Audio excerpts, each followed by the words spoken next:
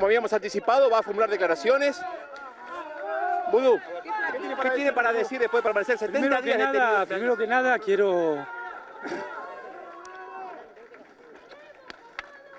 no quiero ocuparme de mí, sino de las compañeras y compañeros que están detenidos con prisión preventiva o que son perseguidos.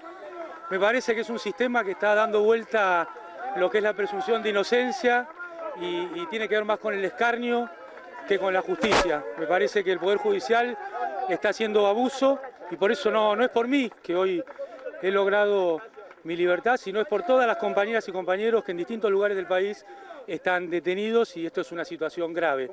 Y me decían, pero cuando usted estaba en el poder no hizo lo mismo. Mire, yo lo que le digo,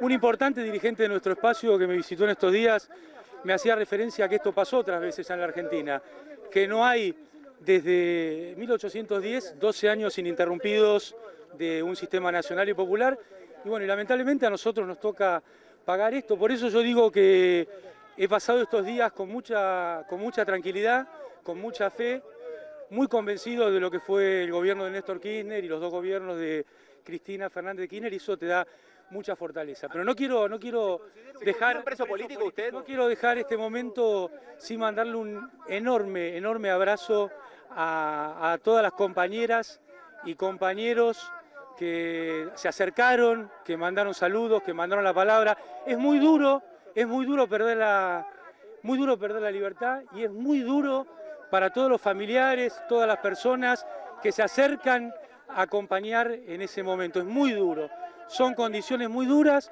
y nosotros estuvimos en un penal de máxima seguridad, sin ningún privilegio. De todas maneras quiero mandar también un mensaje al profesionalismo del sistema penitenciario federal. No nos trataron con simpatía, lógicamente, pero también fue siempre un trato respetuoso que tenía que ver con toda la situación. Así que responsabiliza por su detención? Porque fueron 70 días. No importa la responsabilidad, y ni siquiera importan mis 70 días, importa lo que está en juego para el país. Eso es lo que realmente importa. Y me parece que en estos días también estuvo presa la ley de movilidad. El cambio de la ley de movilidad justo coincidió con estos momentos. Me parece que también quedó presa la ley de movilidad de los jubilados. Pero si me permiten, hoy quiero volver a mi casa. Quiero volver a mi casa porque quiero ver a mi mujer, Está por ser padre de mellizos. que fue realmente muy importante. Gracias. Que fue una compañía muy importante, y quiero ver cómo están León y Simón, que han ido engordando todos estos días, así que si me permiten vamos a seguir hablando después. ¿Regresa a la política? ¿Regresa a la política? Yo nunca me fui, no puedes regresar a donde no te fuiste. ¿Se va a reunir con Cristina Fernández? ¿Se va a reunir con Cristina Fernández? Saludar a la gente que te quiere saludar. Gracias, hermano. Permiso. Tengo mis anteojos en el pecho. Bueno, ahí lo vemos entonces al ex vicepresidente Amado Vudú, saludando a algunas de las personas que se han acercado aquí en este momento tan particular, casi con lágrimas en los ojos, emocionado por esta instancia. Dice que fue muy dura la situación que tuvo que atravesar. Claro, desde el punto de vista político se ve una situación muy particular. Fueron 70 días detenidos en el penal de Ezeiza. La gente que se acerca, lo saluda, decidió bajar del auto del abogado, se va a retirar a su departamento en el barrio de Barracas, después de esta decisión que tomó la Cámara Federal. Le preguntábamos si vuelve a la política, dice que nunca se fue de la política. Los escuchamos, la situación que está dando aquí en esta Superintendencia de Investigaciones Federales de la Policía Federal. Vudú, que decide saludar a quienes se han acercado. También que te vino a visitar. También decir que para pasar estos días tan duros fue muy importante la convivencia, el acompañamiento con muchos compañeros que han estado detenidos tanto en el pabellón A, B, C y D de Ezeiza. Algunos de los exfuncionarios también tuvo oportunidad de conversar con ellos. Por supuesto que sí, y ha sido muy importante el acompañamiento, pero la verdad que lo que más quiero hay un antes y un después. Agradecerle a Mónica todo el acompañamiento en estos días. Cristina los amó, Amado.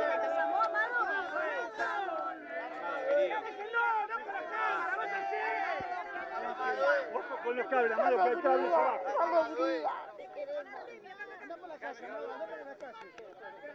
Está saludando Artemio López entonces a Amado Vudú, que decidió seguir caminando, festejando esta decisión que tomó la justicia de dejarlo en libertad. Se ve que lo está disfrutando, está emocionado por esta instancia que se está dando. Dijo que fueron muy duros, así que decidió bajar del vehículo y saludar a los que se han acercado. Vudú. Brindarle la excarcelación, o sea, ratificar el procesamiento dictado en su momento por el juez federal Ariel Lijo, pero no convalidar ni la prisión. ¡Vamos, carajo, ¡Vamos, fuerza, Amado, El ex vicepresidente de la Nación ¡Vamos, Amado, vamos, que estamos todos contentos, vamos! Fue para las dos causas. Bueno, esto que ustedes veían recién es casi en crudo la liberación, el primer contacto de Amado Vudú desde que quedó en libertad con la prensa y lo que decía, ¿no? Hablaba del escarnio que había supuesto estos 70 días en prisión, como queriendo decir que hubo más de venganza que de proceso judicial. Enseguida vamos a estar analizando los considerandos por los cuales Amado Vudú quedó en libertad. ¿Por qué? Porque acá recuerden que nosotros les venimos diciendo que está la doctrina Irursum, que es lo que cambió las reglas de juego, por la cual buena parte de los exfuncionarios del kirchnerismo terminaron presos. El fallo que se conoció hoy es una crítica fuerte, no solo a la doctrina Irursum, que considera irrazonable esta teoría de la influencia que pueden tener los funcionarios sobre cosas viejas, sobre episodios ya sucedidos, sino también es una crítica muy fuerte al juez federal que tiene buena parte de las causas que lo tienen acorralado Vudú, que es el juez Ariel Lijo. ¿Sí? Porque le dicen al juez Lijo que pasaron 2 meses y no había logrado avanzar en el procesamiento. Entonces, ¿dónde estaba la urgencia de haberlo detenido a Amado Vudú? La defensa de Amado Vudú fue una defensa política, dice, bueno, todo esto es una persecución política, mantiene más o menos la misma línea que había mantenido antes de ir preso y la misma línea que mantuvieron los kirchneristas que marcharon presos. Pero ahí se veía también el traslado, ¿no? Y fíjense qué curioso, ¿no? Para llevarlos a la cárcel, la moda de traslado era chaleco antibala y casco, y esto se había convertido en el disfraz del detenido kirchnerista. Cuando lo tuvieron que soltar, ¿ya había terminado el riesgo? ¿Ya no había riesgo de que alguien le pegara un tiro? No, lo soltaron, lo dejaron así nomás y ya sin custodia se fue caminando. Uno empieza a ver cómo algunas cosas se hicieron claramente buscando el impacto político, sobre todo antes de las elecciones, ¿sí? Porque Amado Vudú cayó preso antes de las elecciones. ¿Qué pasa con la discusión, digamos, judicial que va a desencadenar una discusión política? Lo que pasó hoy con Vudú, ¿se puede trasladar a otros de los detenidos, empresarios, sindicalistas, funcionarios del kirchnerismo? Y la verdad que a mí me parece difícil. Más adelante lo vamos a discutir con Néstor Espósito, a ver cómo la ve él. Hay que decir que Néstor fue el que dijo ayer, muchachos, me parece que mañana Vudú sale en libertad y tal como lo había explicado aquí en Tercera Posición, fue finalmente lo que sucedió.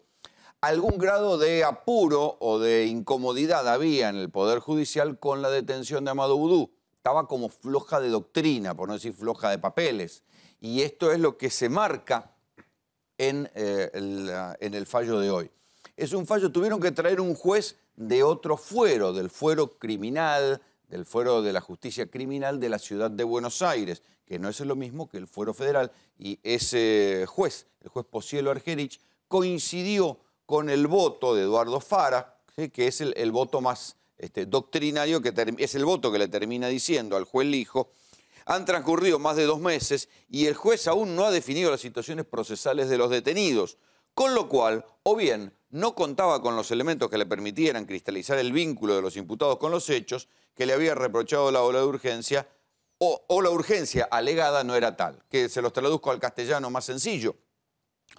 El voto de Fara dice: si Lijo estaba tan apurado por meterlo preso a Vudú porque decía que Vudú podía hacer movimientos con el patrimonio que le encontraron, podía hacer maniobras oscuras y era urgente tenerlo preso para poder instruir, investigar mejor, 2 meses después, ¿por qué no lo procesó siquiera? Porque no tuvo los elementos. Y si no tenía los elementos, ¿cuál era la urgencia de meterlo preso? Tenerlo preso ahí como en un freezer a ver qué hacía y cómo avanzaba la investigación. Esta es la crítica que le hace justamente el camarista en el voto. Es un voto común, tanto para Núñez Carmona, que quedó en libertad esta mañana, como para Amado Vudú. Ustedes están viendo en pantalla el operativo de traslado y después sucedió lo que ustedes acaban de ver, el momento de la libertad de Amado Vudú.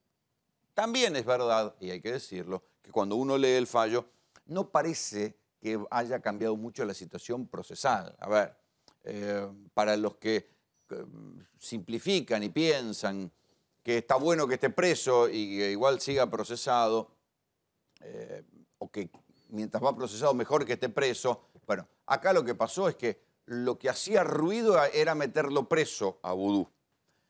El procesamiento en todas las causas sigue igual. Le confirmaron el procesamiento en la causa de los viáticos, le confirmaron el procesamiento en la causa del enriquecimiento ilícito, el juicio oral por el caso Chicone sigue adelante, Van de Brule habló y ahora van a ver qué van a hacer con todas las cosas que dijo el arrepentido de la causa Chicone, aunque por ahora muchas no van directo a Vudú, pero nada de eso cambió. O sea, todas las cosas de las que lo estaban acusando Vudú, lo siguen acusando, solo que va a esperar el juicio y va a poder defenderse en libertad. Hay que decir que detener a los exfuncionarios del kirchnerismo se había convertido casi en una herramienta de acción política y esto es lo que ahora quedó en discusión con el fallo que liberó a Amado Vudú. ¿Sí? Esto fue lo que pasó. Vean un poquito lo que dijo Núñez Carmona, ¿sí? El que fue liberado esta mañana, el socio amigo de Amado Vudú. Véanlo. Yo hasta el último día, cuando me estaban deteniendo, Alejandro me estaba mandando un mensaje a ver si estás. Yo nunca tuve una discusión con Alejandro, ni siquiera una discusión, ni siquiera después de lo de Laura Muñoz, que yo me lo entero bajando de un avión privado de un empresario amigo. Cuando llegaba acá me entero, hay una persona que dice que este está Ferragut. Yo me lo entero ahí. Ahora, las condiciones en que Laura Muñoz declara y lo que va a pasar con el avance en la causa en función de lo que dice Van den Brule, lo vamos a ir viendo en el transcurso de los meses. Yo lo que, acá mi preocupación más grande tiene que ver con las prisiones preventivas o las detenciones. Yo tuve 70 días sin estar procesado, cuando casi es obligación del juzgado que en 10 días defina mi procesamiento, ¿no? ¿Y evalúan, junto con sus abogados, denunciar al juez por esta medida? Yo todavía no evalué nada porque, chicos, acabo de salir anoche, que no pensaba salir, les digo la verdad. Hoy me vengo a cumplir con lo que me indicó la Cámara, me acabo de presentar en el juzgado, voy a tratar de evaluar con Matías qué vamos a hacer. Nosotros, yo en su momento Amado creo que lo recusó en la indagatoria, yo no lo había recusado, no hablé todavía, sí lo voy a recusar, sí lo voy a denunciar. Quiero ver bien y quiero ver qué pasa con la indagatoria que viene y cuál es yo quiero presentar la documentación y tratar de evacuar todos los requerimientos que hace el juez que ahora nos convocó con 4 o 5 hechos que vamos a tratar de explicarlos. ¿Cuál es la repercusión política, Néstor, que puede tener este fallo y la libertad de Vudú? El fallo que hoy lo dejan en libertad a Vudú puede abrir las puertas para que otros detenidos en similares condiciones salgan de la prisión. Imagínate que hay una cárcel cerrada con 2 cerrojos. Uno de esos 2 cerrojos ayer lo destrabó el juez Eduardo Fara. Pero Fara siempre había estado en contra de la doctrina Irursum, esta que extendió la posibilidad de meter preso prácticamente a cualquiera que se le antojara. Informe de la UIF, acusación de lavado, doctrina Irursum, preso. Tal cual. Fara siempre estuvo en contra. Pero Bruglia, el juez Leopoldo Bruglia, era casi coautor con Irursum de esa doctrina. Fíjate lo que dijo hoy, al liberar a Vudú, el juez Leopoldo Bruglia.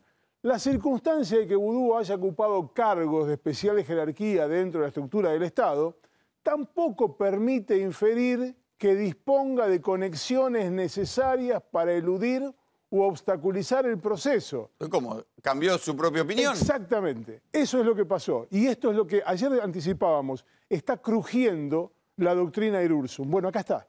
Este señor que firma Porque esto, antes había firmado, él había firmado ¿Con Irurzun? En aquel primer voto, que era el que permitió poner preso a Julio De Vido, los que firmaron para ponerlo preso De Vido, diciendo justamente lo contrario a lo que dijo hoy, que por su haber pertenecido al poder, haber sido el presidente de la Comisión de Energía en la Cámara de Diputados, podía conservar lazos de poder, habían sido Irurzun como voto preopinante y Bruglia acompañándolo, y Fara estaba en contra. O sea, hoy está diciendo lo contrario. Hoy está diciendo lo contrario. En el caso de Vudú está diciendo lo contrario. Por eso te digo, de aquellos dos ¿Pero por qué lo cerrojos, llamaron a desempatar a Pocielo Argerich? porque Bruglia quería que le pusieran la tobillera. Dijo, ok, prisión preventiva, no, lo liberamos. Pero para tenerlo controlado, le ponemos la tobillera. Ahora, si lo van a liberar, ¿para qué le pones la tobillera? Era equipararlo al Lago Marcino. Esto es lo que dice Pocielo Argerich. Claro, Pocielo Argerich se suma a la postura de Fara y dice, no, libre. ¿Quién puede a partir de esto decir, bueno, pará, si estoy libre, sacame la tobillera? Diego Lagomarsino, que está en la misma situación que Bruglia quería que estuviera Amado Vudú. A Vudú le dijeron que no. Bueno, Lagomarsino puede golpear la puerta y decirle, che, me sacan esto. ¿Hay en el fallo una crítica fuerte al juez Lijo, que es el que tiene buena parte de las causas contra Vudú? En este fallo de hoy no le pegan al hijo. Es más... En el de hoy no, pero en el de ayer. En el de ayer es brutal. Eso te digo. Es brutal. Porque además los dos fallos van encadenados. Sí, porque claro. el fallo de hoy era por una causa casi menor que la de los viáticos. Mirá, la causa... Uno puede decir, ¿por qué por una causa menor lo mandás a detener? Ayer contábamos... La otra causa era más complicada, pero ahí sí le dicen, ¿qué hizo durante 60 días? Ayer contábamos que eran 3 viáticos. Hoy sabemos la cantidad. Menos de 15.000 euros. 3 viáticos. Si sos el ministro de Economía y te vas a la reunión de la OMC y te choreas 15.000 euros, sos una rata. Y además seguramente alguien maneja la cuenta de tu viático. No es que el ministro llega y se pone a rendir el viático. Tal cual, tal cual. Bueno, el fallo de ayer sí es durísimo en términos conceptuales contra el juez Lijo, porque termina diciéndole prácticamente que lo termina procesando y poniéndole prisión preventiva en la causa de los viáticos, esta que acabamos de contar, porque en la otra, en la que arrancó como enriquecimiento ilícito y luego de 5 años con la misma prueba le puso asociación ilícita y lavado de dinero, cuando no, en esa causa tenía la prueba de hacía 5 años y lo metió preso ahora y no le resolvió la situación procesal. No, exacto, que en 60 días no le bajó el procesamiento. No solo eso, el 18, es decir, la semana que viene, Vudú tiene que presentarse de nuevo en tribunales. ¿Para declarar ante quién? Ante el juez Ariel Lijo. ¿En qué causa? En esa misma que estuvo 70 días detenido sin procesamiento. Es decir, que a partir de ahí hay 10 días hábiles más para que resuelva la situación procesal. Ahora, Lijo, o mejor dicho, Vudú y los defensas de Vudú, ¿no podían pedir el apartamiento del hijo? ¿A la luz de lo que está diciendo la Cámara? No hay causales de las que contempla el Código para apartarlo. Para apartar a un juez debería haber una amistad o enemistad manifiesta, una denuncia previa. La verdad es que las causales que establece el Código no están dadas en este lugar. Y además la Cámara, por lo menos hasta ayer, venía sosteniéndolo fuertemente al hijo. Ayer le pegó un tirón de oreja fuerte y le dijo, apurá esto y si tenés todo resuelto, mandalo a juicio oral. Claro, procesalo y mandalo a juicio oral y público. Claro. A ver, vamos a ver qué dijo Luis Delía, que hoy estaba, ahí está, desde la cárcel de Marco Paz. Le envío un abrazo enorme, lleno de afecto y solidaridad a mi querido Amado Vudú, que no se cruzaron, ¿no? Porque Delía lo mandaron rápido a Marcos Paz. Y leo que en el momento puede ser padre con toda la felicidad del mundo, siempre creía en su inocencia. Esta es la defensa. A ver, hay que distinguir acá dos cosas. Los funcionarios kirchneristas se mantienen en la suya y casi todos tienen un discurso unívoco que dice, bueno, esto es solo una persecución política. Uno puede coincidir que hay un grado de persecución política, pero las historias, las pruebas, los relatos que va presentando la acusación, vía la UIF, que es el brazo papelero del gobierno, vía los jueces, de alguna manera hay que contestarlas, digamos, porque cuando uno lee los procesamientos hay cosas que por lo menos merecen una respuesta. En general, todos eluden esa respuesta. En algunas causas bastante políticas puras, por no decir delirantes, como la del memorándum de Irán, ahí, bueno, no hay mucho para explicar, pero en causas como Tesur, cuando uno ve los retiros que hacía la propia Cristina, de 3 palos por año, 4 palos por año, y toda la guita la mandaba Lázaro Báez, uno dice, bueno, acá hace falta alguna explicación. No alcanza solamente con repetir como un mantra, somos perseguidos políticos. En el caso de Vudú está eligiendo la misma estrategia. Está diciendo, bueno, somos perseguidos políticos, y por ahora no se habla de otra cosa. Sí, hay como un discurso macro que dice somos todos perseguidos políticos y después en el segundo renglón empiezan cada uno a defender políticamente y jurídicamente, que es lo importante en este caso, lo que tiene cada uno para decir. Hablabas de Amado Vudú. El martes va a ser papá de mellizos. El martes, finalmente. El martes va a ser papá. Bueno, hay que recordar que tenía un permiso especial para salir. Aun cuando no le denegaran la excarcelación, tenía un permiso especial para salir. Bueno, finalmente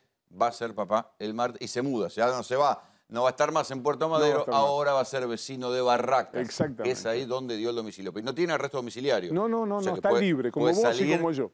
Por la calle, sin pulsera. Sin pulsera, tiene que presentarse periódicamente ante el juzgado, son las normas de conducta, cada vez que lo llama a indagatoria tiene que presentarse, pero está excarcelado, está en libertad. Pero hablando de lavado, como una causa por lavado, ustedes saben que yo siempre digo que no se le niega a nadie. Acuérdense lo que les veníamos diciendo y veníamos analizando qué iba a pasar con los Moyano en estos días. Y esto fue lo que sucedió finalmente hoy. Hoy se blanqueó que hay una causa, Esteban, de la Procelac contra las empresas del Grupo Moyano, porque ya a esta altura del partido uno lo puede llamar como un grupo, ¿no es así? Exactamente, se cierra una tormenta perfecta básicamente alrededor de la familia Moyano porque suma una tercera causa a raíz de un informe de la Procelac, que es un organismo del Ministerio Público, es decir, que dependía hasta hace muy poco tiempo de Alejandra Gil Carbó, que da cuenta de este informe de no es un informe de la UIF, la UIF depende del gobierno, la Procelac depende de la Procuraduría. Exactamente, pero la Procelac toma datos de la UIF, objetivos en teoría, de maniobras millonarias de lavado y de evasión impositiva. Es difícil estipular de qué monto se está hablando. No hay certidumbre al respecto, pero se especula de 4.000 millones de pesos, Rolando. 4.000 millones de pesos. Vamos a ver el informe y enseguida vamos con el análisis de lo que esto es fresquito. Digo, claro, quedó tapado por lo de Vudú, pero las balas, como yo les vengo diciendo, contra los Moyano vienen picando cerca. En marzo de este año, el jefe de la Aprevide, Juan Manuel Lugones, se presentó en la justicia de Lomas de Zamora con datos de un anónimo que describían los negocios de los barras de Independiente. Según la denuncia, el representante de jugadores, Cristian Grabarnik, apoyaba a los barras para que no se metieran con los jugadores y técnicos que él manejaba. Está instalado en el fútbol este rumor, ¿no? Que si uno tiene un técnico y lleva a un jugador, en ese momento decimos, bueno, hay un negocio, ¿no? Obvio que mi interés es comercial, es buscarle los mejores clubes a mis entrenadores, los mejores clubes a mis jugadores. En la denuncia también se marcó que el director técnico Mauricio Pellegrino tuvo que pagar 400.000 pesos al líder de la barra de Independiente, Pablo Bebote Álvarez, para poder estar al frente del plantel. Independiente está viendo un día muy especial porque hemos logrado acordar que en un futuro inmediato el joven Mauricio Pellegrino se haga cargo del plantel de primera. Una de las cosas que me ha gustado es, y lo que me han hablado de la gente que está rodeando el fútbol, que ustedes quieren hacer las cosas bien. Yo tengo ilusión por trabajar bien, por dejar mejor parado el prestigio de Independiente, y ese es mi gran desafío. Otro dato marcaba que el vicepresidente del club tenía un contacto muy fluido con Bebote, el jefe de la barra. Esa relación después se probó a través de escuchas telefónicas. Hola. Hola, sí. ¿Qué haces, papi? Sí, bien. Escúchame, yo ese lugar lo voy a comprar. Yo quiero que seas vos y seas socio mío en eso, ¿me entendés? Pero yo no tengo un peso para pagar. Después arreglamos, papi, eso, queda tranquilo. Había que mandar dos, tres muchachos para que digan, no, nosotros somos gente, la gente nueva del lugar. Somos los nuevos dueños, ¿me entendés? Sí. Y que para que no entre el personal que no tiene que entrar más. Bueno. Tras 8 meses de investigación, se ordenó la detención de toda la cúpula de la barra y del propio Norainakis por el delito de asociación ilícita. ¡Policía, dije! ¡Abra!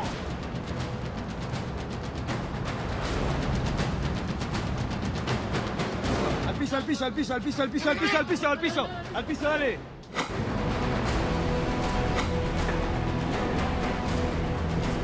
nosotros lo que nos queda es tapar un poco los oídos, no escuchar mucho para afuera. Bebote, Álvarez y Norainakis estaban armando una lista para enfrentarlo y sacarlo a Moyano de Independiente. Una gran cantidad de dinero, también armas, hay 4 vehículos, una lancha.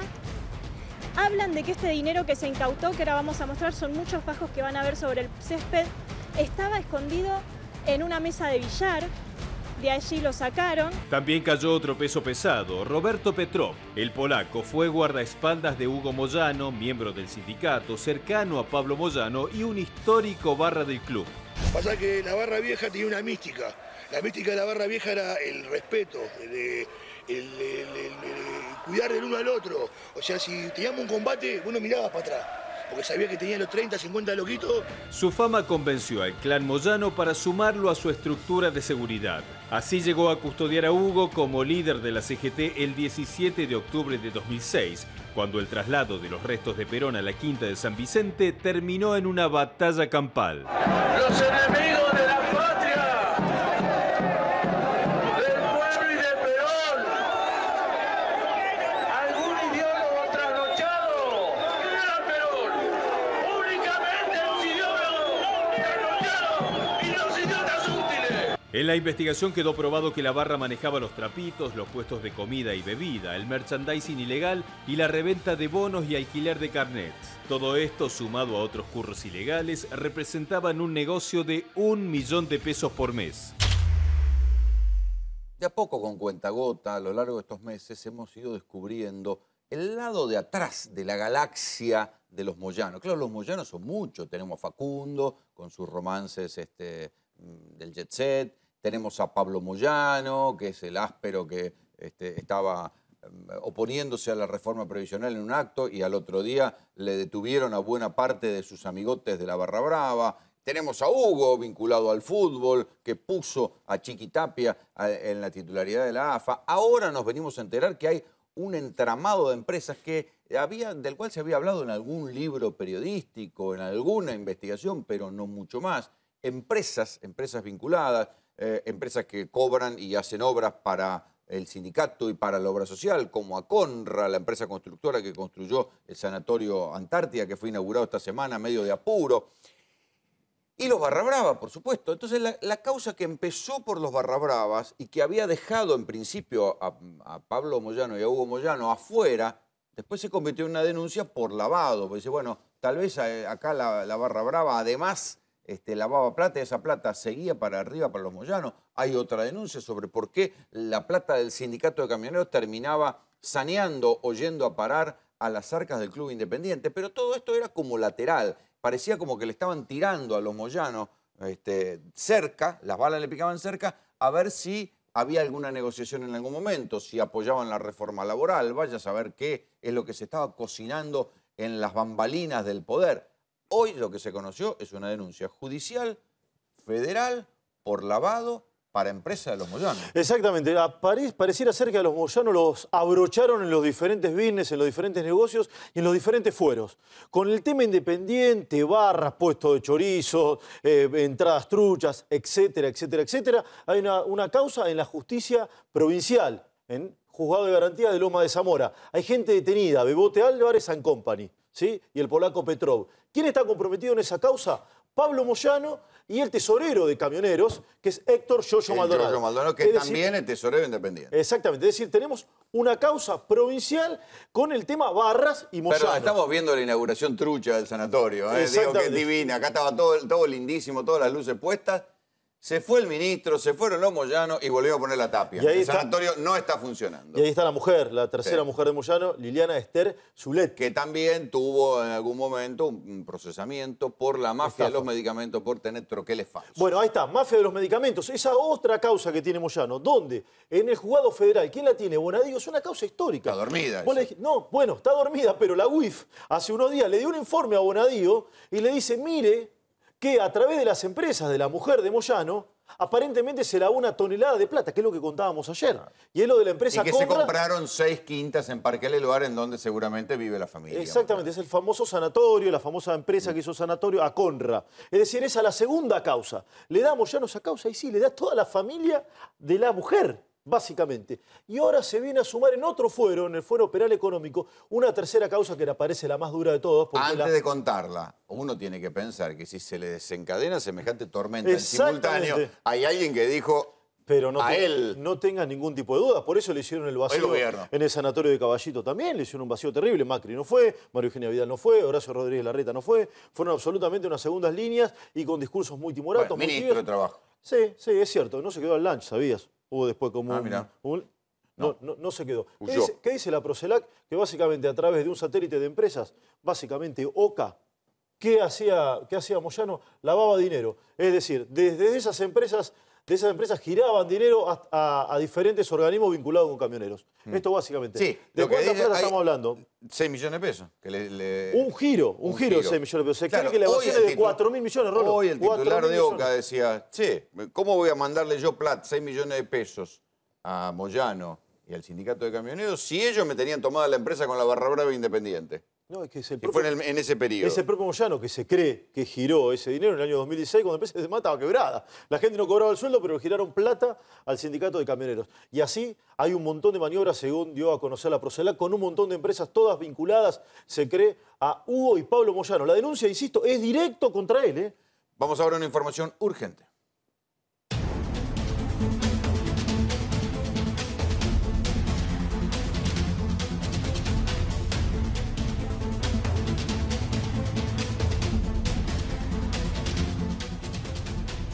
Es urgente porque tiene que ver con cortes de luz. Continúan cortes de luz en la ciudad. Claro, el día de calor fue fatal y hay diferentes denuncias de vecinos de cortes de luz en la zona de Liniers, Esteban. Sí, ahí está cortado en Versalles, está cortado en Roma y Marcos Sacre, hay una protesta. De hoy a la noche. Sí, todos son usuarios de Sur, está cortado en Boedo, Independencia de Avenida San Juan, estuvo cortado en Lugano, de hecho, la liberación de Amado Vudú se complicó también porque estaba cortada la luz.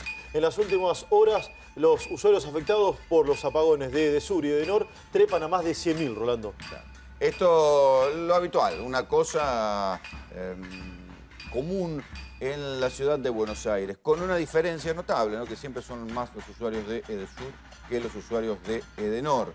Y después lo que decimos siempre, que una cosa que te corten la luz cuando la luz valía 2 mangos y otra cosa que te corten la luz cuando la luz vale mucho más. También hay que decirlo, es verdad, en términos cuantitativos bajaron la cantidad de cortes de luz. Después quedará para la discusión si la baja es suficiente o es proporcional a lo que aumentaron las tarifas, cosa que, por cierto, nadie se tomó el trabajo de calcular. Vos sabés que los cortes básicamente son en la zona de la capital federal y en el primer cordón del conurbano Orlando, no así en el interior de la provincia. Las dos empresas más afectadas son las principales concesionarias de energía eléctrica del AMBA, del área metropolitana, Esur y Edenor. No pasa lo mismo en el interior de la provincia de Buenos Aires, donde también el incremento del tarifazo fue muy fuerte, pero evidentemente o el sistema es distinto, o la demanda es distinto, o la inversión es diferente, o la administración es diferente, pero no sucede lo mismo en el interior de la provincia o en la capital bonaerense que lo que sí está sucediendo en el conurbano y básicamente en la Ciudad Autónoma de Buenos Aires. También hay que decir que hizo mucho calor, ¿no? Lo que pasa es que se suponía que todos los aumentos de luz eran para mejorar las inversiones y que las inversiones iban a traer mejoras en el servicio. Las mejoras en el servicio por ahora son escasas. Sin embargo, Juan, las ganancias de las empresas eléctricas han sido escalofriantes. Sí, también debemos recordar que en marzo del año pasado se les perdonó una deuda muy importante que tenían a las distribuidoras, Edenor, Edesur, Edelap, de mucho dinero. Estamos hablando de 19.000 millones de pesos, que es mucho dinero que en teoría iban a invertir. Yo creo que invirtieron, pero no lo suficiente como para tener los cortes de luz que tenemos. Recordemos que el día de ayer, Rolo, con una temperatura de 37 grados, hubo 350.000, digamos, hogares o casas que no tuvieron luz. Eso afecta prácticamente a 1 millón de personas. Y menos mal que hoy la temperatura no llegó a los 37 grados, porque si no los cortes hubiesen superado esa cantidad de gente. Sí, que en cualquier momento viene la lluvia, que lo cual va a provocar mucho alivio. Sí, de hecho en algunos sectores del conurbano, vos sabés que sin lluvia cayó piedra ya, Rolo, hace un ratito nada más y la temperatura afortunadamente ha descendido un poco. Sí, esperan que la temperatura baje. Pero donde no bajó la temperatura, o seguramente alguno la hará subir, es en este decreto ómnibus que se conoció, que además de varias cosas, enseguida vamos a analizar la parte económica, decidió designar algunos embajadores en comisión, y en especial uno muy importante, que es obviamente el embajador en los Estados Unidos. Designar un embajador en Estados Unidos en comisión, pero con el pequeño detalle que, tal como nosotros habíamos contado aquí en Tercera Posición, eludieron por ahora la discusión en el Parlamento de que este hombre provenía de una empresa denunciada por trata. El presidente designó a Fernando Oris de Roa como nuevo embajador argentino en los Estados Unidos. El anuncio fue realizado por el jefe de gabinete, Marcos Peña. Lo grave es que Fernando Oris de Roa obtuvo el cargo de embajador siendo que la empresa de la cual él era vicepresidente tenía serias denuncias por trata de personas, por varias desapariciones seguidas de muerte e incluso por narcotráfico. Expofruit Argentina. Empresa líder en producción, empaque y comercialización de frutas y hortalizas frescas de Argentina. Pero veamos el caso. El nuevo embajador, Fernando Oris de Roa, desde el 2011 está a cargo de la empresa Expofruit, dedicada a la producción y exportación de peras y manzanas. Su base está en la provincia de Río Negro. Las denuncias por desaparición de personas seguida de muerte y de trata de personas son varias. Entre ellas se cuenta el caso de Daniel Solano. Solano era un trabajador guaraní de 26 años que fue reclutado en Salta por la empresa Agrocosecha, que trabaja para Expofruit tercerizando servicios. Ellos vienen bajo contrato firmado para nuestra empresa, cobran con sus recibos de haberes, están con su libreta de Renatre, cobran todo por ley.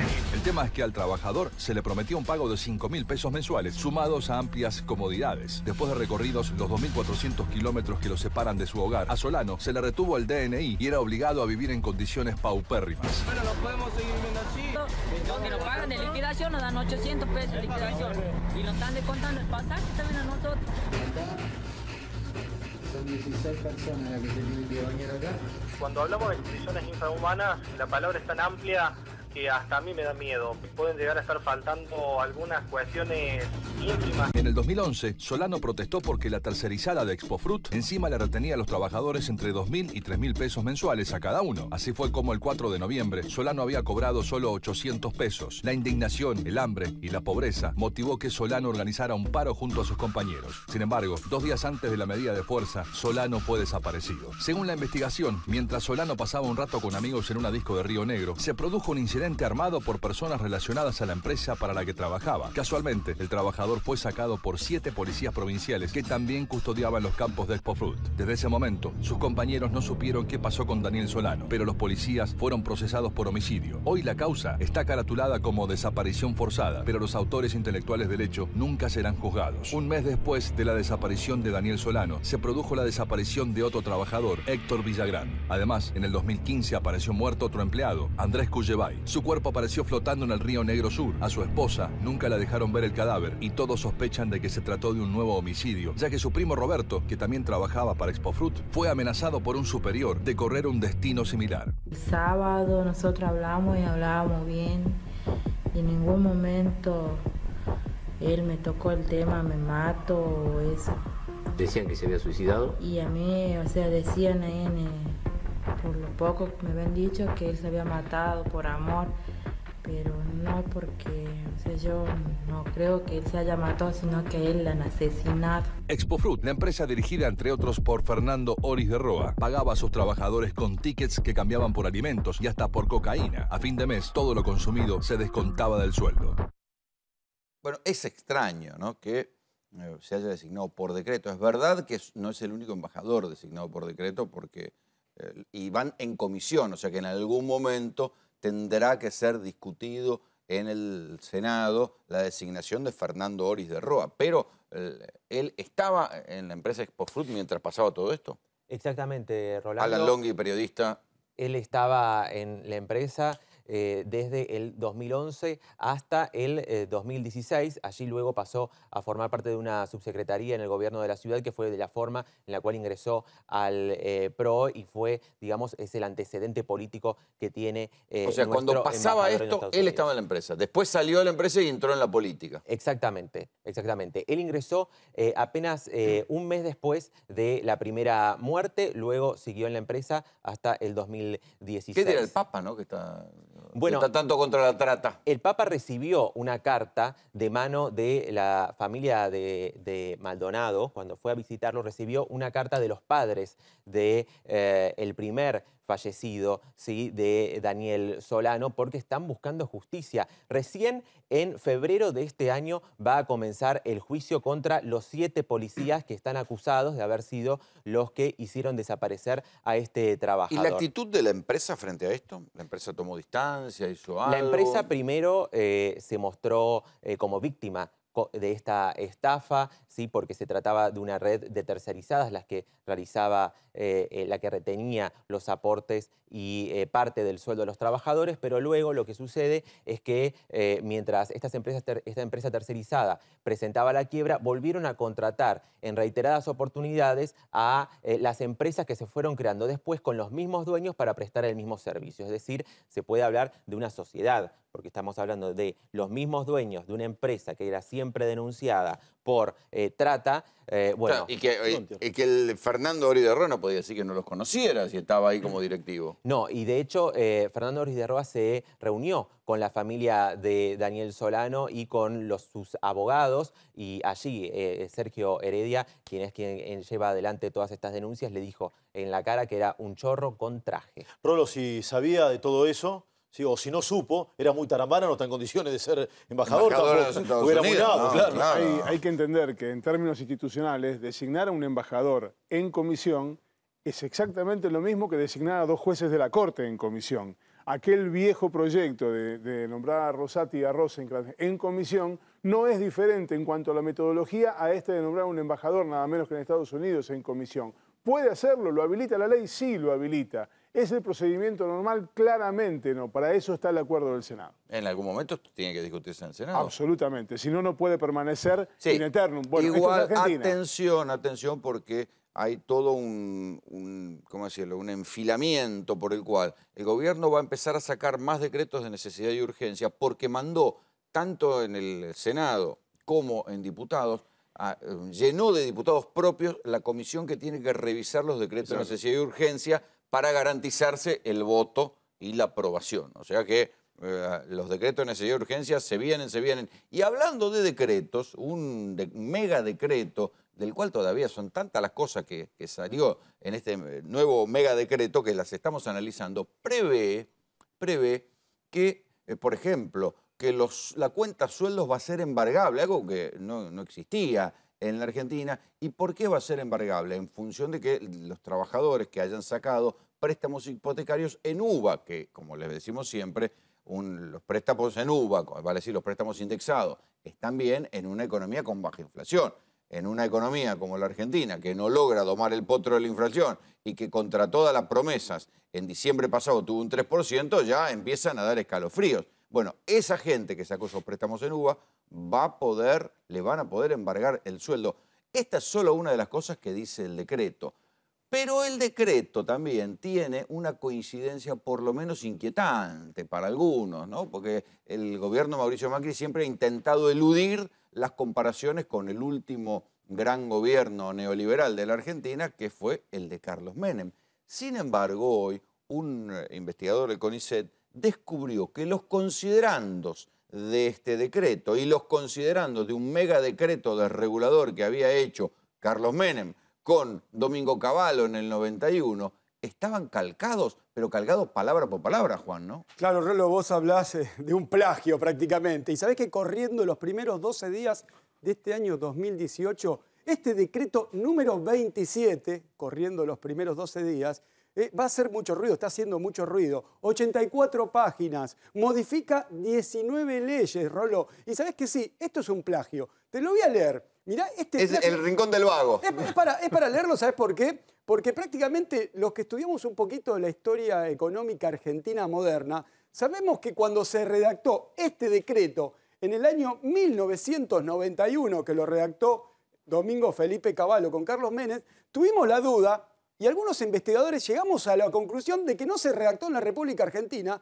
se redactó en Washington siguiendo los conceptos de lo que se llamaba en aquel momento el consenso de Washington. Claro. Claramente no se había hecho en la Argentina. Que la desregulación de la economía. Claramente no se había hecho en la Argentina. Eso es importante decirlo, porque en estos días, primeros días de enero, con el presidente de vacaciones, con 3 ministros más de vacaciones. Y el presidente yendo a Davos. O sea, pensá que el presidente llega a Davos pudiendo mostrar un decreto desregulador. Claro, vos decís, el presidente yendo a Davos, mostrando, haberlo firmado digitalmente, con 3 ministros de vacaciones. Vos decís, ¿cómo redactaron este decreto? Bueno, pero prácticamente acá te lo leo. Que habiendo no laburaron mucho, lo copiaron. Claro, lo copiaron, pero tiene una modificación sustancial que tiene que ver con la ideología. Pero yo ya te digo, lo que estudiamos un poco, sabemos que en 1991 fue una copia del consenso de Washington. Yo no me atrevo a decir que lo que redactó Mauricio Macri, el presidente de la Nación, con Marcos Peña, no fue una copia o no se lo mandaron ya redactado. No me atrevo a decir eso, tengo dudas. En cualquier caso, el textual es el textual y es igual al decreto de Menem del 91.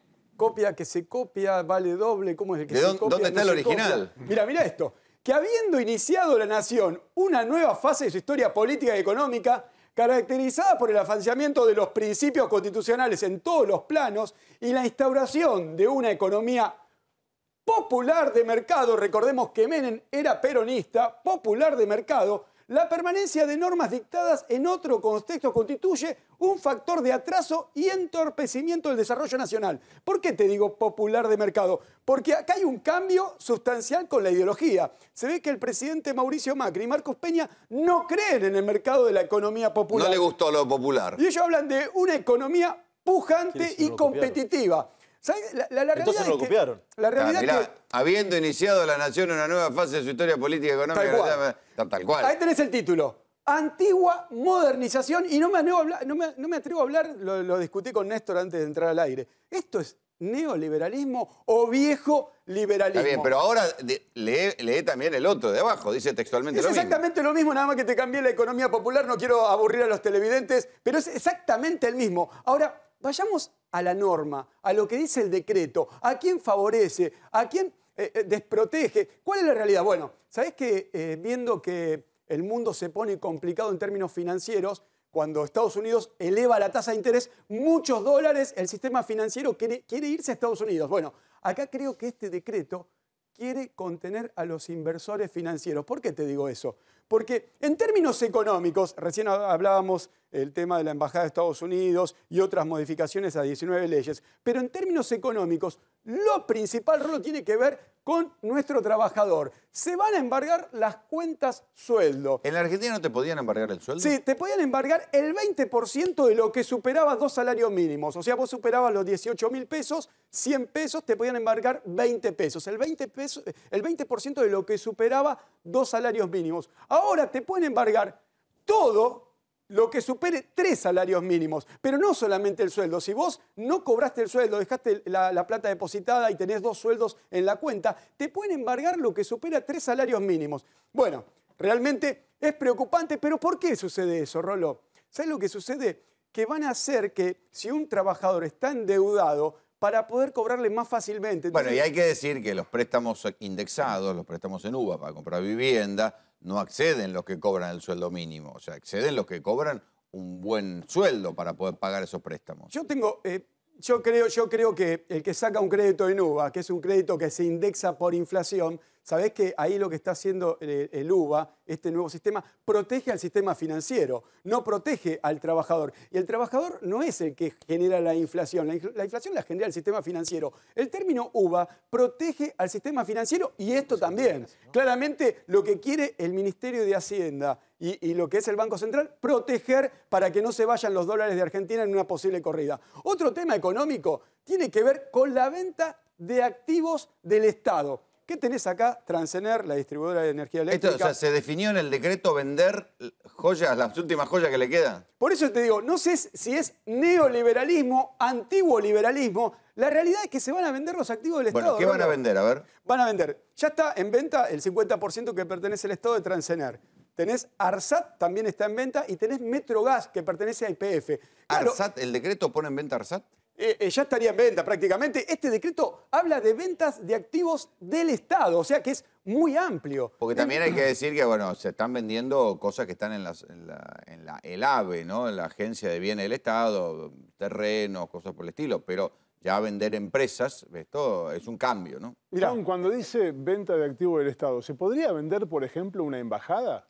Claramente. Es reducir la participación del Estado en la economía argentina. Eso es lo preocupante. El Estado se retira del control de toda la economía. Eso es lo preocupante. Ahora, si seguimos recorriendo en términos económicos, que seguramente este decreto número 27 nos va a dar mucho margen para hablar durante mucho tiempo, el Fondo de Garantía y Sustentabilidad va a ser garante. ¿Garante de qué? ¿Viste los préstamos Argenta, los que sacaron los jubilados, de 9.000 pesos, 14.000 pesos?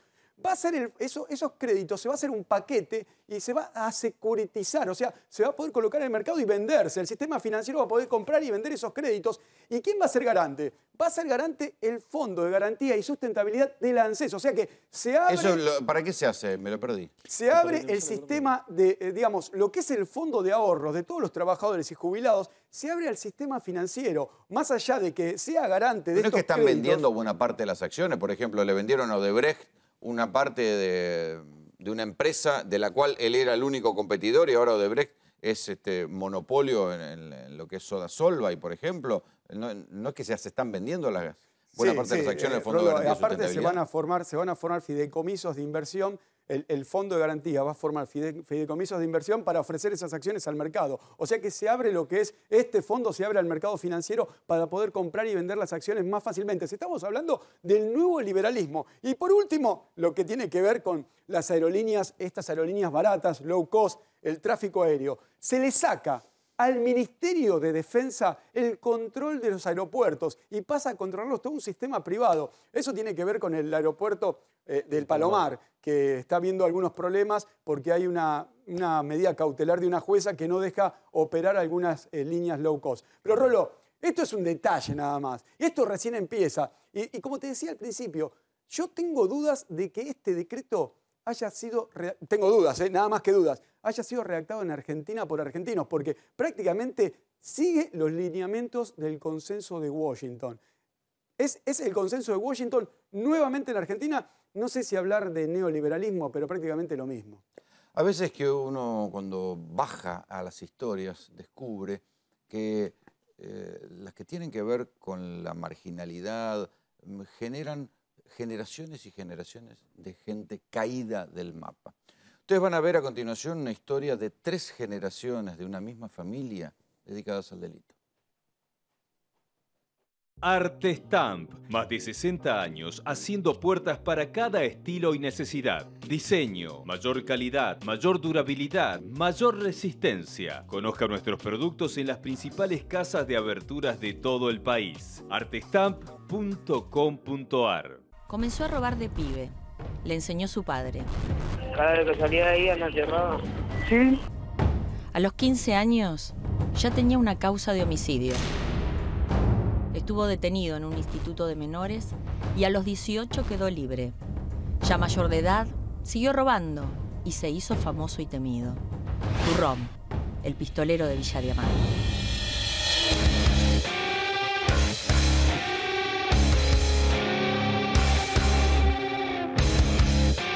Maximiliano Turrón Aguilera era el terror de Lanús. A la hora de robar, no respetaba ni a los vecinos. La banda de Turrón funcionaba como una pyme familiar. Sus padres lo asesoraban con los movimientos. Él y sus hermanos eran los encargados de la acción. Así operaban en una esquina de Villa Diamante. Turrón y sus hermanos intentan abordar una camioneta, pero el conductor acelera. Ellos disparan. Para nada, de bronca.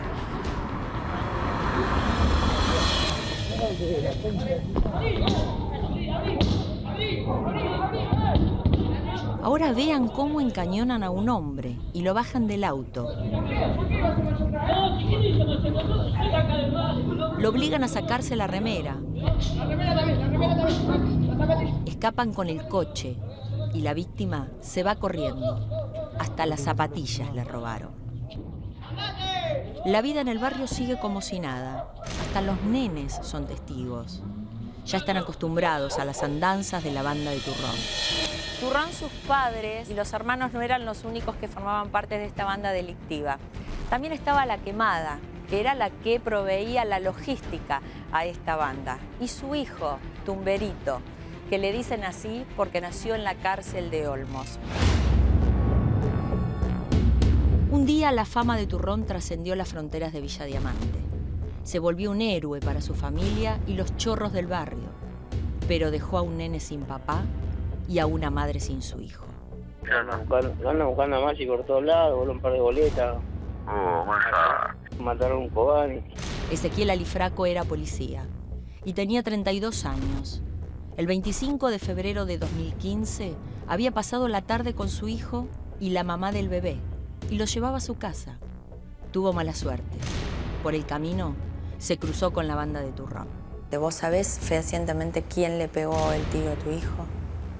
Según la testigo principal, que era la persona que es la madre de mi nieto, Maximiliano Aguilera, alias Turrón. En ese momento tenía 15 años, por eso era inimputable. El papá y la mamá no solo le explicaban cómo cometer la cantidad de barbaridades que hacía este chico, sino que, digamos, le enseñaron cierta cultura relacionada con el mundo delincuencial, que por ejemplo hizo que la pistola por la cual se termina asesinando al policía pasó a ser el trofeo más importante de la vida de Maxi como delincuente. Voy a poner un abogado ahora, mi hijo. Si necesita tanta plata, está como 10 lucas la pistola de él. ¿Cuánto? 10 lucas. Por un homicidio quedó preso. Por esa pistola. No podía. Para que en esa pistola mató al chabón, no, pero... ¿Al policía? ¿Al policía? No, yo no era. Yo nunca apoyé a él de esa manera. No. La verdad que yo no era, por eso no.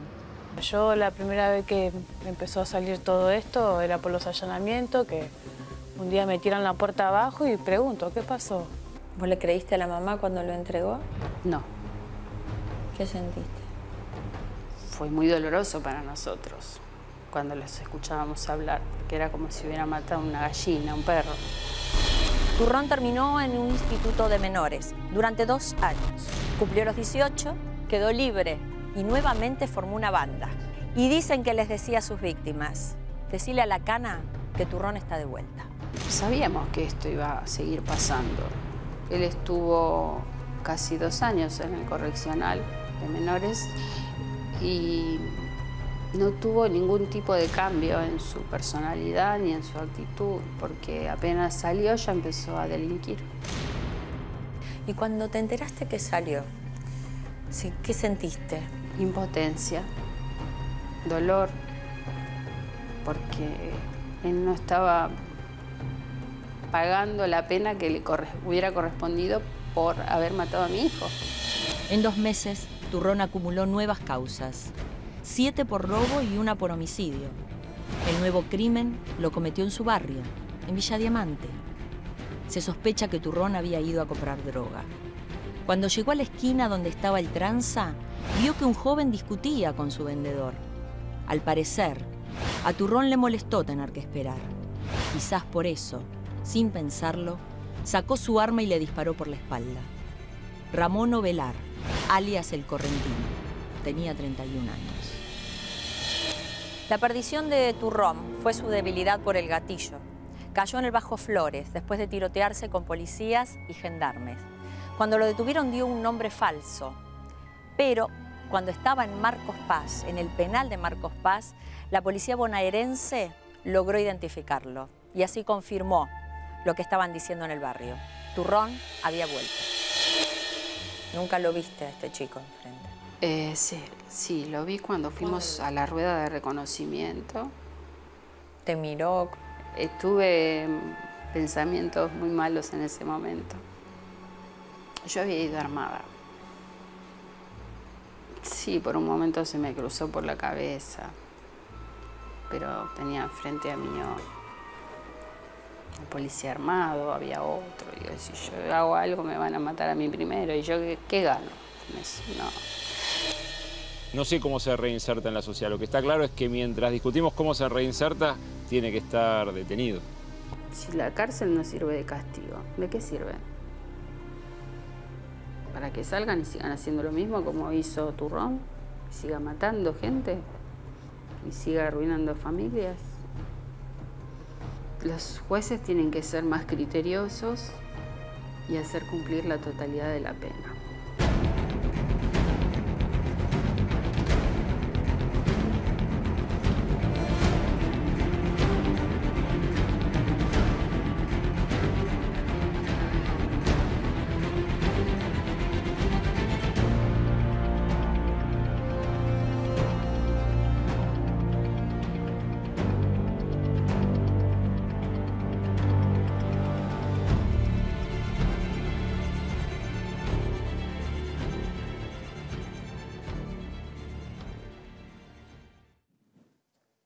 El día después de la detención de Humberto Monteros, el titular de la UOCRA de Bahía Blanca, se conocieron detalles de cómo actuaba la UOCRA en este sistema, muy parecido al del Pata Medina, para apretar a las obras en construcción. Igual, ¿viste el video de cuando lo detienen? No, es impresionante, impresionante. Tipo parecían borrachos. Impresionante, en Montehermoso. Bueno, ahí lo estamos viendo. Vos sabés que Rolando, en la ciudad de La Plata eso se llamó paz social. Me parece que Montero era un poco menos glamoroso que el Pata Medina. No le pusieron ningún tipo de nombre, pero la aprieta era igual. Es decir, había que poner plata, eso cuando un empresario bahiense, había que poner plata para laburar. Ya ni siquiera coima, era para laburar. Insisto, lo de siempre, no había ningún tipo de lucha sindical.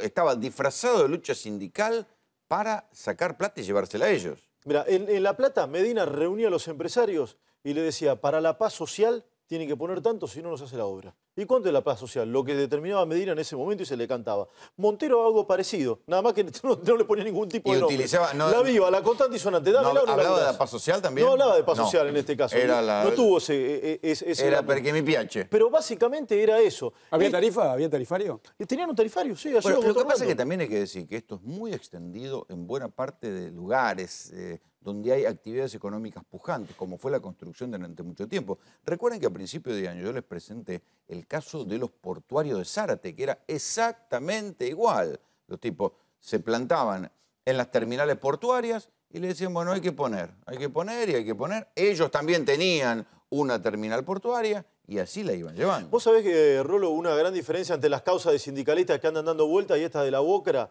que esto de la UOCRA básicamente no le sacaban la plata a los afiliados.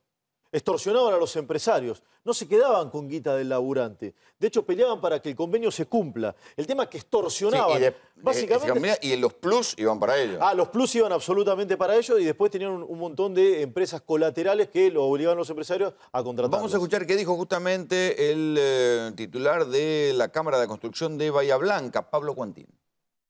Ellos se dividían por sectores, la seccional de Bahía, y depende quién atendía el sector, tenía el trato y las solicitudes con las empresas. ¿Hay algún parámetro para decir cuánto se pagaba? Algunos le pedían una cosa, otros le pedían otra. Yo te puedo hablar de nuestra empresa en particular. Nosotros nunca nos pidieron dinero y nunca entregamos dinero. ¿Y qué les pidieron? Te pedían, por ejemplo, que contrataras determinados servicios con determinados proveedores. ¿Y esos proveedores eran más caros? Esos proveedores obviamente eran más caros. Y ahí se generaban los conflictos. ¿Los modos eran correctos, eran violentos, eran de qué tipo? Nada, los modos eran complicados. No eran solicitudes amables. El contexto era violento. Obviamente sin llegar a una violencia física, el contexto era violento.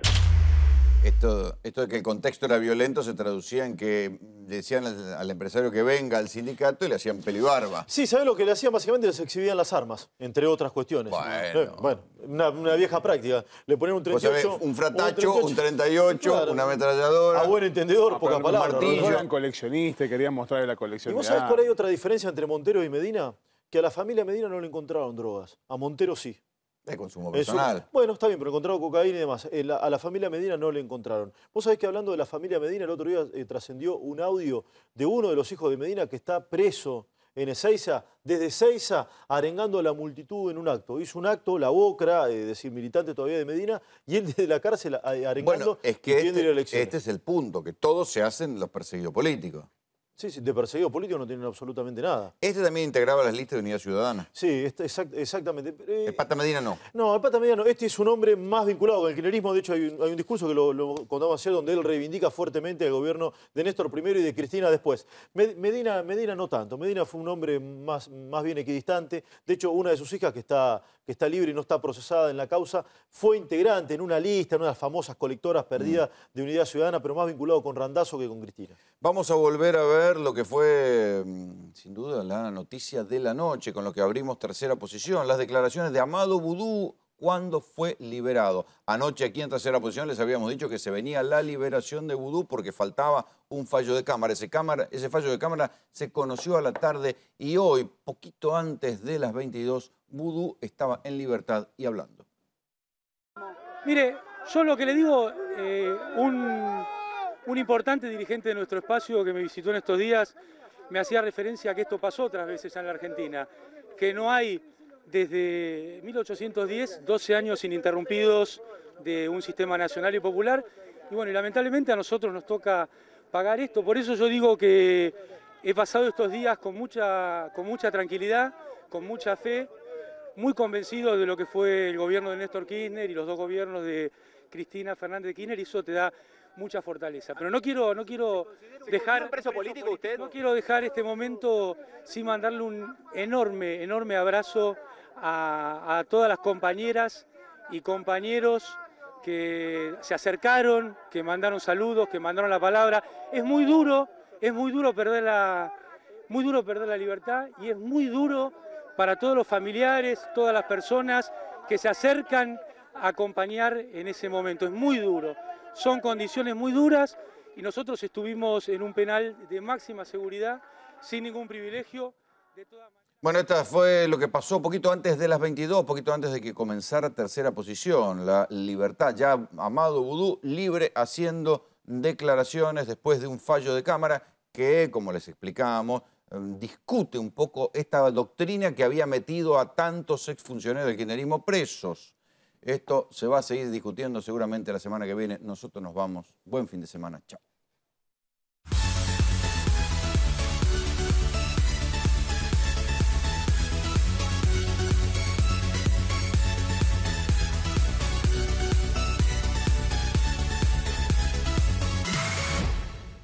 Accede al auto que siempre soñaste. Conoce AutoAdvance. www.autoadvance.com.ar. AutoAdvance lo hace posible.